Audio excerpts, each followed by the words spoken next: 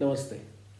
मैं प्राध्यापक शिरीष कुलकर्णी, बड़ौदा की महाराजा सयाजीराव यूनिवर्सिटी में प्रोफेसर रहा, बाद में सरदार पटेल यूनिवर्सिटी में कुलपति रहा। आज का एक अनोखा विषय सारे व्यापारी बंधुओं के लिए भी सोचने लायक विषय है। और कहते हैं ना कि भाई जब बड़े लोग करते हैं तो छोटे लोगों को भी क्या दिक्कत क्या हो सकती है। इस प्रकार का यह विषय मैं आपके सामने रखने जा रहा हूँ।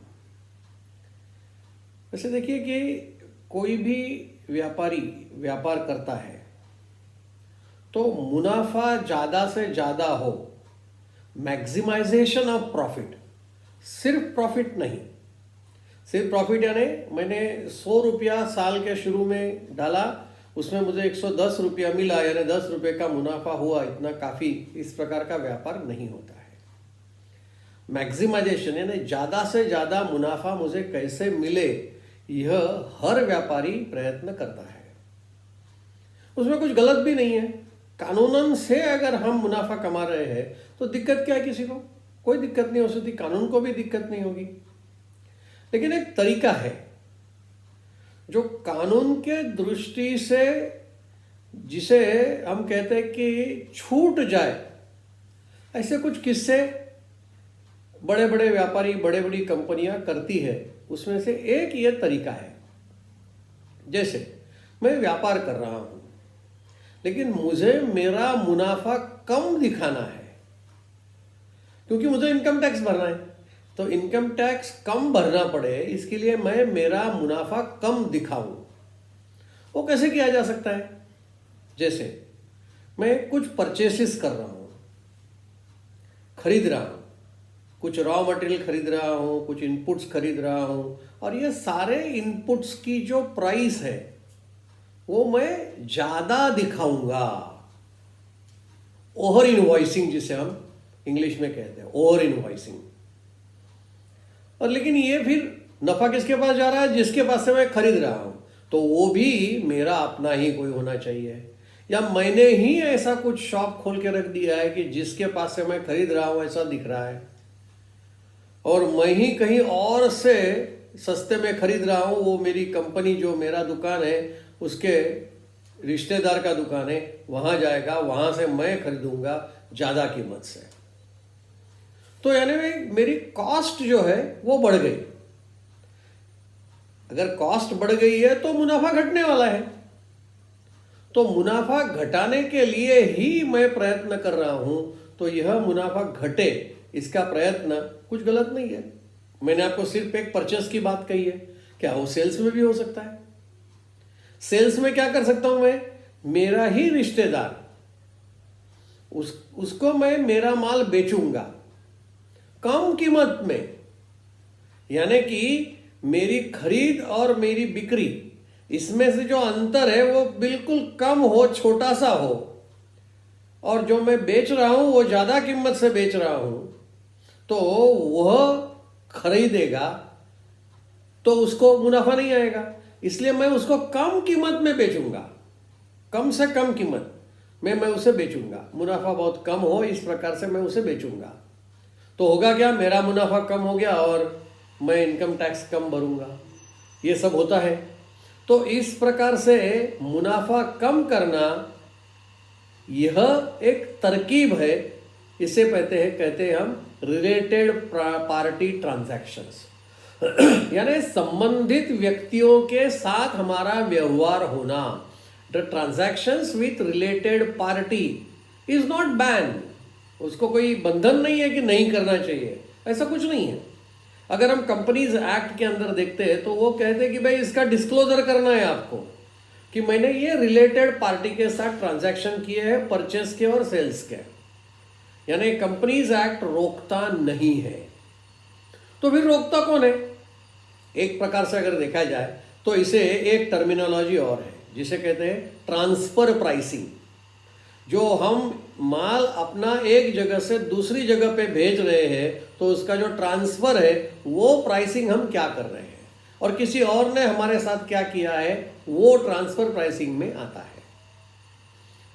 तीसरा विषय अगर हम देखते हैं तो इसमें इनकम टैक्स का सेक्शन 40 कैपिटल AA, तो वह भी हमें मना कर रहा है कि रिलेटेड पार्टी ट्रांजैक्शन में आप कंपनीज एक्ट के मुताबिक दिखाओगे तो उसके ऊपर जो सही कीमत है, जैसे हमने बेचा कम कीमत में, तो इनकम टैक्स का असेसमेंट होगा, ऑडिट होगा, तो उस ऑडिट में ये देखा जाएगा कि ये रिलेटेड पार्टी होने की वजह से आपने कम दाम में बेचा है, उसकी सही कीमत ये है, इसीलिए इनकम टैक्स वाले उसका सही मुनाफा निकालेंगे। वैसे खरीद के बारे में मैंने कहा, परचेस के बारे में भी मैंने कहा, हमने खरीदा, जो खरीदा वो ज्यादा कीमत में खरीदा तो वो तुरंत देखेंगे ऑडिट वाले कि भाई ये तो गलत है, इसलिए उसका सही प्राइस क्या है वो डालकर वो खरीद कीमत हमारी परचेस प्राइस है उसको घटाएंगे, यानी हमारा सही मुनाफा वो निकालेंगे। यानी हमें कंपनीज एक्ट नहीं रोकता है, लेकिन इनकम टैक्स हमें रोकता है। यानी ओवर इनवॉइसिंग और अंडर इनवॉइसिंग, इस प्रकार का जो माजरा है उस माजरे में ये बैठ जाता है। फिर से आता है कि भाई आपने या तो सेवाओं को खरीदा है या तो गुड्स को खरीदा है, यानी गुड्स और सर्विसेज टैक्स भी बीच में आ जाएगा।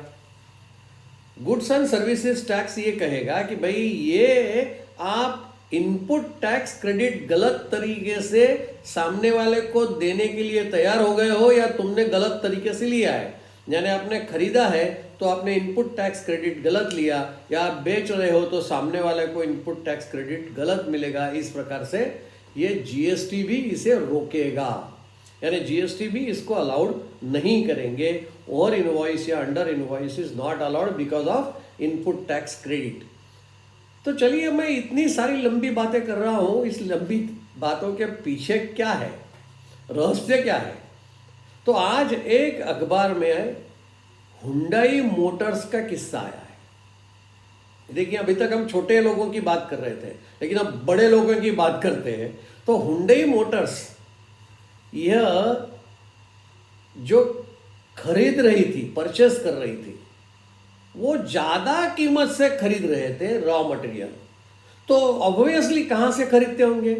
उनके रिलेटेड जो पार्टियां हैं वो ज्यादा परचेस प्राइस दे करके अपना मुनाफा कम दिखा रहे हैं। अगर अपना मुनाफा कम दिखाएंगे तो होगा क्या? उनका मुनाफा कम दिखाई दिया बैलेंस शीट में या तो प्रॉफिट एंड लॉस अकाउंट में, अगर मुनाफा कम दिखा तो डिविडेंड कम आएगा शेयर होल्डर्स को, यानी स्टेक होल्डर्स को नुकसान हो रहा है। तो शेयर होल्डर्स को डिविडेंड कम आएगा, इसकी वजह से उन्होंने ऑब्जेक्शन ले लिया कि ये स्टेक होल्डर्स ने ऐसा कहा है कि भाई ये कुल मिलाकर 7 ट्रांजैक्शंस ऐसे हैं, इन 7 ट्रांजैक्शन में घपला है, तो ये ठीक नहीं है, ये अच्छा नहीं है, इसलिए उन्होंने ऑब्जेक्शन लिया है।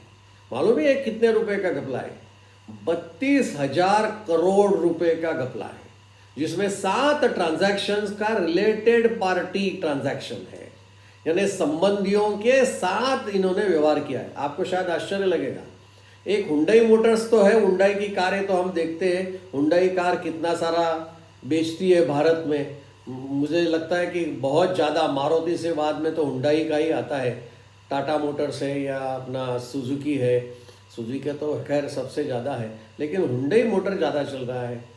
अब और एक विषय नया आया कि किया मोटर्स, वो किया मोटर्स भी ये हुंडई मोटर्स के साथ रिलेटेड है। हुंडई मोटर्स का किया मोटर्स में करीब 33 से 34% का हिस्सा उनका है, यानी शेयर्स उनके पास है, हुंडई के पास। इसलिए तय तो हुंडई करती है कि भाई किया का मुनाफा बढ़ाना है या कम करना है। तो इस प्रकार से रिलेटेड पार्टी ट्रांजैक्शन जो हुआ है वो हुंडई मोटर्स का हुआ है। तो ये Hyundai Motors is under scan, it is under scrutiny कि ये 7 ट्रांजैक्शन उनके जो है, ये 7 ट्रांजैक्शन में गड़बड़ी है, इसलिए देखना चाहिए। देखिए, बड़े लोग जब करते हैं तो शायद छूट भी जाते हैं, लेकिन छोटे लोगों का मालूम नहीं फंस जाएंगे या नहीं, लेकिन ये एक तरीका तो है मुनाफा कम करने का या मुनाफा बढ़ाने का। ये सारे तरीके बिजनेस में तो शायद मैं ऐसा कहूँ कि आवकार्य है, स्वागतार्थ है, या उसे नहीं करना चाहिए। अब ये व्यापारी को तय करना है कि उसे क्या करना है, लेकिन ये किस्सा हुंडई मोटर्स का मैंने आपके सामने रखा है। इसी विषय को मैं यहाँ पर अपनी वाणी को विराम देता हूँ। नमस्ते।